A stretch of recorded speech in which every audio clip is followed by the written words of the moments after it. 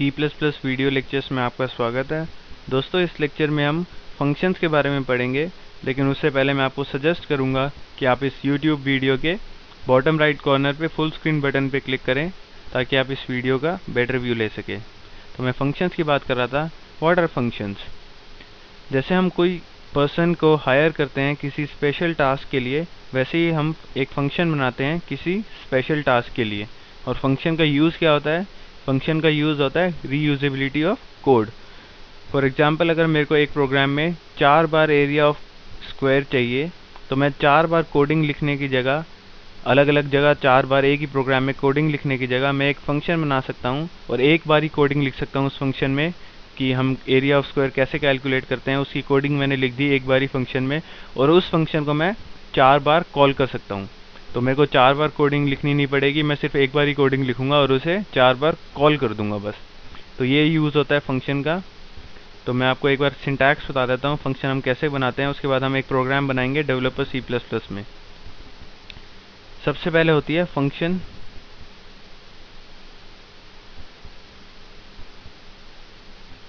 Declaration.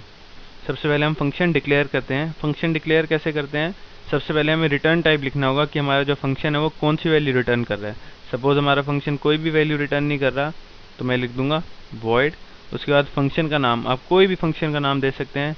Suppose मैं दे देता हूँ एरिया ऑफ स्क्वायर, और इसके अंदर इसके साथ हम एक पैरेंथेसिस, एक ब्रैकेट्स लगाते हैं, और इसके अंदर हम पैरामीटर्स पास करते हैं।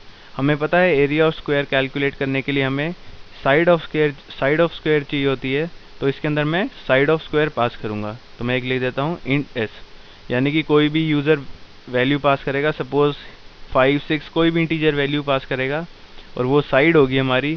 सपोज 5 पास करता है, तो हमारा एरिया ऑफ स्क्वायर का काम क्या होगा कि उसका स्क्वायर प्रिंट कराना है, यानी कि 25 रिटर्न करना। हमें पता है अगर किसी स्क्वायर की साइड 5 होगी तो उसका एरिया कितना होगा? 25।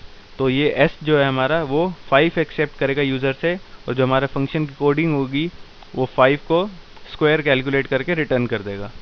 उसके बाद आएगा हमारा सेमीकोलन। उसके बाद होता है फंक्शन कॉल।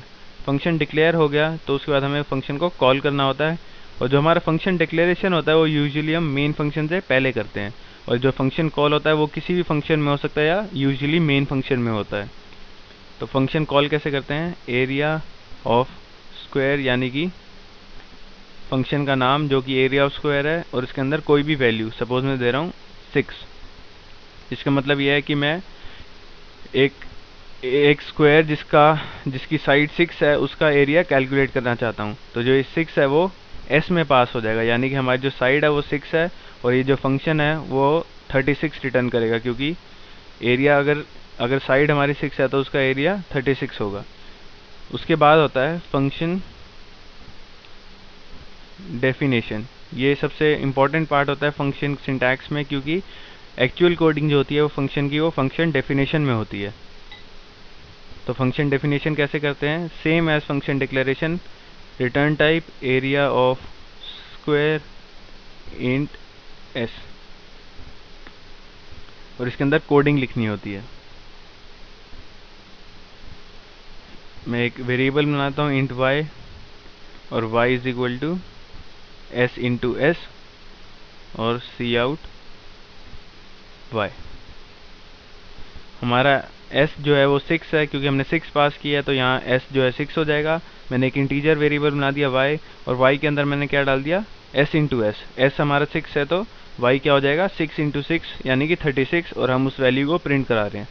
तो जो साइड यूज़र ने एंटर करी, इस केस में 6 एंटर करी, तो ये हमारा फंक्शन में 6 एंटर हुई, और हमारा जो फंक्शन रिजल्ट डिस्प्ले कराएगा वो क्या है? 36। तो हमें पता है अगर किसी भी स्क्वायर की साइड 6 है तो उसकी एरिया 36 होगी, तो हमारा प्रोग्राम 36 ही रिटर्न कर रहा है। तो मैं एक स्मॉल प्रोग्राम बनाता हूँ डेवलपर C++ में, जिसमें मैं कोई वैल्यू पास नहीं करूँगा। उसके बाद मैं एक कम्प्लेक्स प्रोग्राम बनाऊँगा जिसमें मैं वैल्यूज़ भी पास करूँगा। तो सबसे सिंपल प्रोग्राम से स्टार्ट करते हैं हम। सबसे पहले हेडर फाइल से इंक्लूड कर देता हूँ, इंक्लूड आईओ स्ट्रीम। आप फुल स्क्रीन मोड पे आ जाएं ताकि जो भी कोडिंग मैं अब लिख रहा हूँ आप उसे अच्छी तरह पढ़ सकें। Include conio.h using name space std।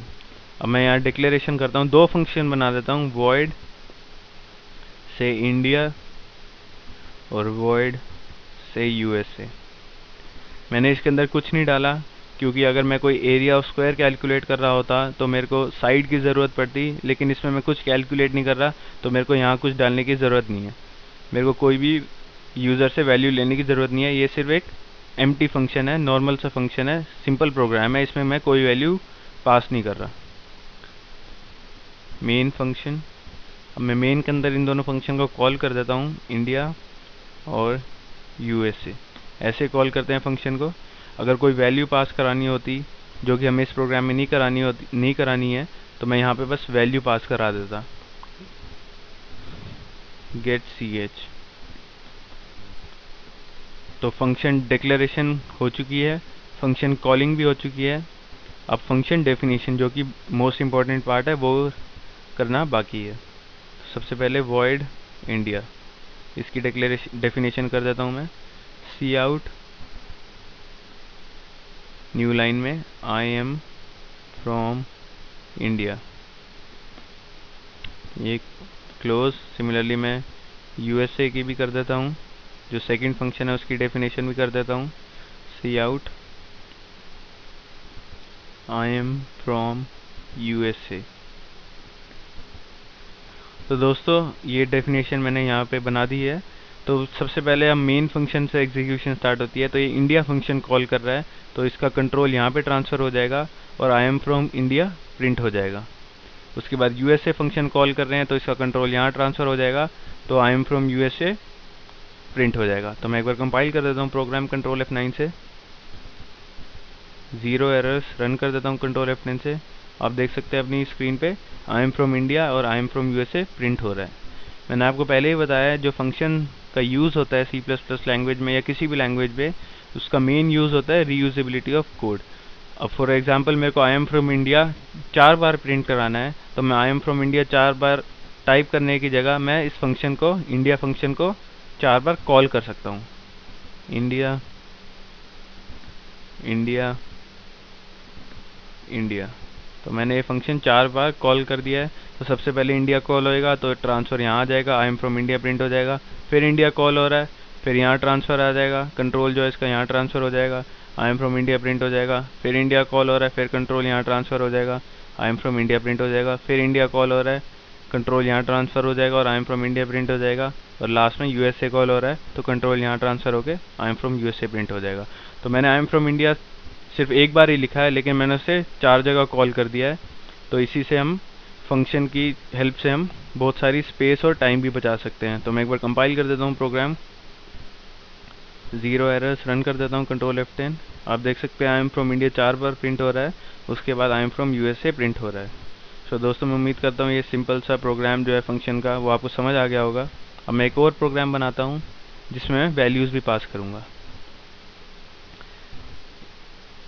Int या void ही बना देता हूँ, 2 फंक्शन बनाऊंगा इसमें भी, एक सम का बना देता हूँ, इंट a इंट b। हमें पता है अगर हम सम कर रहे हैं किसी भी नंबर्स का तो हमें मिनिमम 2 नंबर चाहिए होते हैं, तो हमने 2 पैरामीटर्स ले लिए, इंट a इंट b, यानी कि जो फंक्शन है हमारा वो 2 इंटीजर नंबर्स को ऐड करेगा। सिमिलरली मैं एक डिफरेंस फंक्शन भी डिक्लेयर कर देता हूँ, इंट a इंट b। तो मैंने 2 फंक्शन डिक्लेयर कर दिए, सम और डिफरेंस। अब मैं मेन फंक्शन बना देता हूँ और मैं सम के अंदर मेरे को 2 नंबर पास करने होंगे क्योंकि सम जो है 2 नंबर के बीच में होगा और यहाँ पे भी मैंने 2 नंबर के लिए डाला है तो मैं 2 नंबर पास कर देता हूँ, 5, 10। तो हमारा जो a है वो 5 हो जाएगा और ये 10 जो पास हो रहा है यहाँ पे b जो है वो 10 हो जाएगा, a 5 b 10। सिमिलरली मैं डिफरेंस फंक्शन को भी कॉल कर देता हूँ, कोई भी 2 नंबर्स दे देता हूँ, सपोज 10 और 8 दे दिया। तो मैंने दोनों फंक्शन कॉल कर लिए, सबसे पहले फंक्शन डिक्लेयर करे थे, अब उसके बाद कॉल भी कर लिए। अब फंक्शन डेफिनेशन रहेगी,